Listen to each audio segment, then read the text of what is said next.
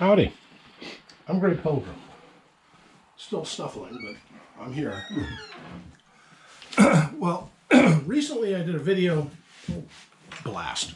Get your face up here where I can see it. There.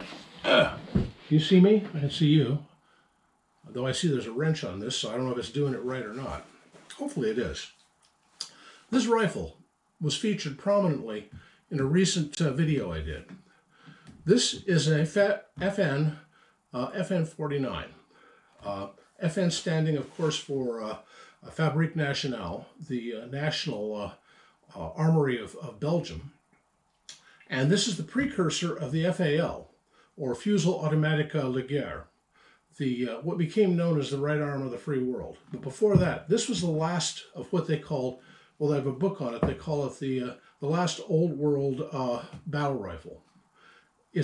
That is with wooden furniture on it.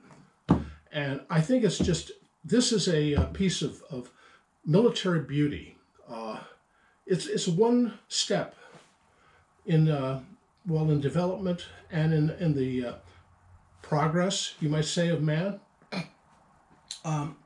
We were always looking for a way to better protect ourselves, and at the time the Soviets were, well, they were a threat, and they were very much into this SKS or their AK-47, and this was one of the smaller, one of the ways that smaller countries could defend themselves.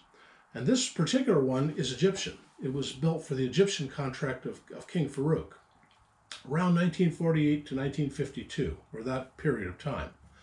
And later supplanted by the Hakim, and later the Rashid, and later still the Mahdi, which is an AK variant.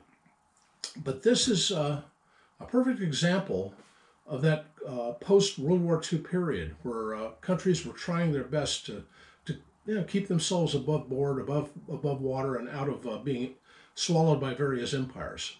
And I always wanted one of these. This is one of those rifles that has always been on my wish list. It's a beautiful thing. It is semi-automatic, 10-shot, and this particular one's an 8 Mauser, and it works on a gas impingement system, and it does a wonderful job of it. It's a beautiful work. This particular one, the stock is an absolutely exceptional case for a military surplus. This is just, well, compare it to anything coming out of IMA or the various surplus houses today that look like the last batches that were left on the armorer's bench after he fixed everything else. The ones that just left for parts, and they're now selling them as fair condition. So no, they're crap. This is a real battle rifle, and this one works fine, and it's all mine. And I've been looking for 50 years for one of these. 50 years. And I won't tell how I got it, but I got it. And perfectly legal, perfectly above board, but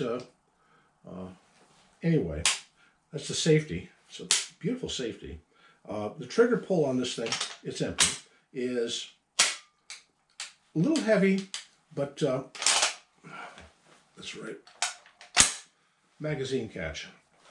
But it's first let off and heavy take up and almost no after.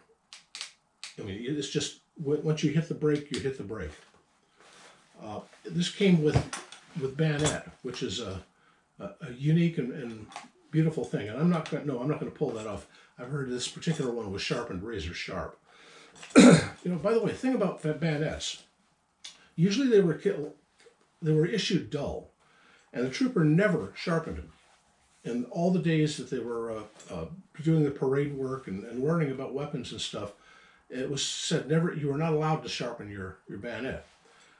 But when you're sitting around waiting for that action to take place, you've already gone to the front lines. You're watching some of your mates getting blown up, and you've got a lot of time on your hands. You sharpen your bayonet because you're going to be needing it soon. And this one, by the nature of the fact that it is sharpened, it looks like it was used. And You know, it's like I've got a Hakim, but I don't have a. Well, no, it's over there. I got a Hakim. It's right there, and I've got a Rashid. Neither one of those have sharpened bayonets. The Rashid has a built-in bayonet, but it isn't sharpened. It was used probably for a tanker, and the tankers never bothered with their bayonets. Oh well. Anyway, FN49. This preceded those, and it's just in my opinion, one of the most beautiful battle rifles of the Cold War ever developed, and that's an interest of mine. The Cold War. Well, any war going back about to 1860 and up to about 1950. That's my period of interest. I'm not really much into the black rifles, the ARs, the FALs, the G3s. No, I have examples of such, but it's not really something I'm interested in. I like these type. The ones where men were men, you know, where it wasn't so much a war of robots, it was a war of men. And I don't know, the look of good wood grain is just something else. This is more like a sportsman's sling than a military one.